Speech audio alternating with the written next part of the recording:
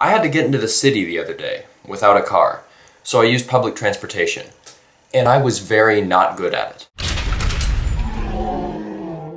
So I had an event to get to downtown the other day, but sadly I am carless in Seattle. Literally, that's where I was going. So I decided that I'd use the old metro and sound transit system. I'm not even sure if that's right, because I've never actually used it before. It's not that I have anything against going on the bus. It's just that I've never really been in a situation where I had to use it until now. So I went on this little trip planner website and I wrote down the 2 buses I'd need to take to get where I wanted to go. Seems simple enough, just transfer from one bus to another and I'd be good to go. I wrote down these steps with a pen in my notebook so that I would have a physical set of instructions, because I am like an old grandfather with technology. And not like a cool, aging gracefully grandfather who transcends the aging process by wearing tasteful scarves and sweaters and jackets and hip glasses.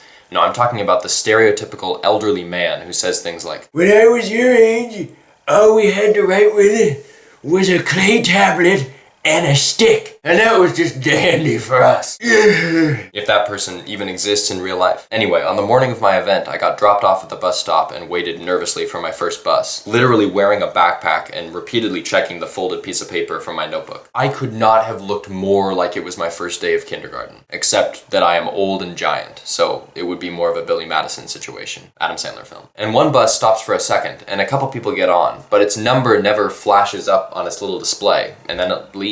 I instantly assumed that it was definitely my bus and I missed it. And I think, well, that's it.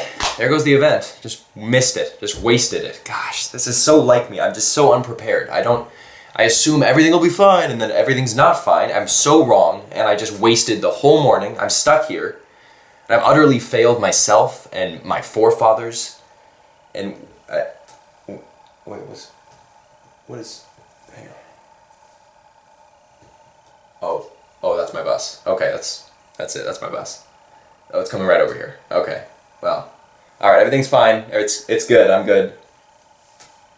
Everything's fine in the vicinity of here. So thanks. Clearly, I may have overreacted slightly. So now I get on my first bus and I see everyone in front of me pull out their little Metro card and slide it in front of this scanner next to the bus driver, and it makes this little noise. Boop. And they're good to go. Well, I don't have a Metro card, so I just brought dollars and loose change with me. And the moment that I step onto the bus is the moment I choose to start digging in my pockets for this money. Sorry, just gotta grab, oh gosh, hey, 1 second.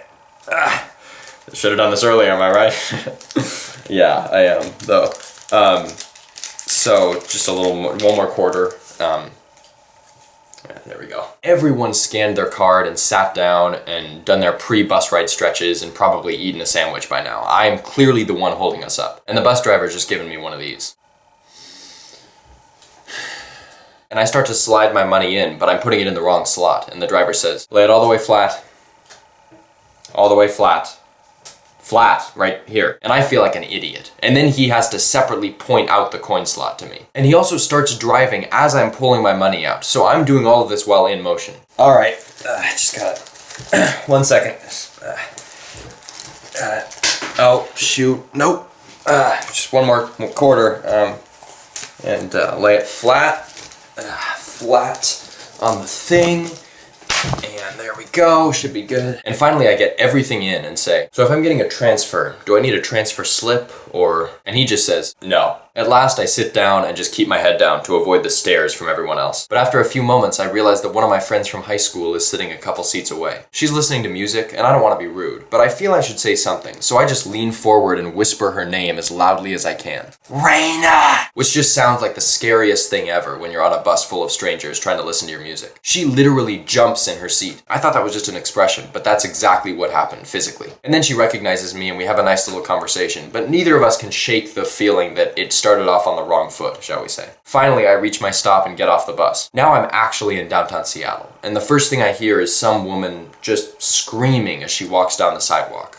Just yelling things. But hey, I understand, that happens. I'm not bothered. It's okay. Now I start to look for where my second bus is supposed to pick me up, but the bus stops aren't really clearly marked, and it looks like I could be picked up at either 3rd, 4th, or 5th Street based on what I wrote down in my instructions, so that doesn't really narrow it down. I stand still for a few moments, but then start to get nervous, so I begin to walk to the next block, unsure of myself. On the way, I just happen to look over and see the exact bus I need stopping across the street to pick people up. As I look at it, the doors start to close. I just start sprinting. Alright, this is what I've trained for. And the bus starts to drive away, but I jump in the air and wave my hands like a madman, and blessedly it slows down. But it doesn't stop. The doors open and I jump into the still moving bus and say, sorry. And a very nice, smiley bus driver says, no problem, didn't want to leave you behind, as she continues driving while I'm climbing onto her bus. This time I have the money thing down a little better, so it goes smoother. And of course she offers me a transfer slip, at the moment when I don't need one anymore, but bless her anyway. And I sit down on this bus, breathing hard and feeling fully alive, and finally reach my last stop. I wander around looking at the map on my phone until I get to the right building,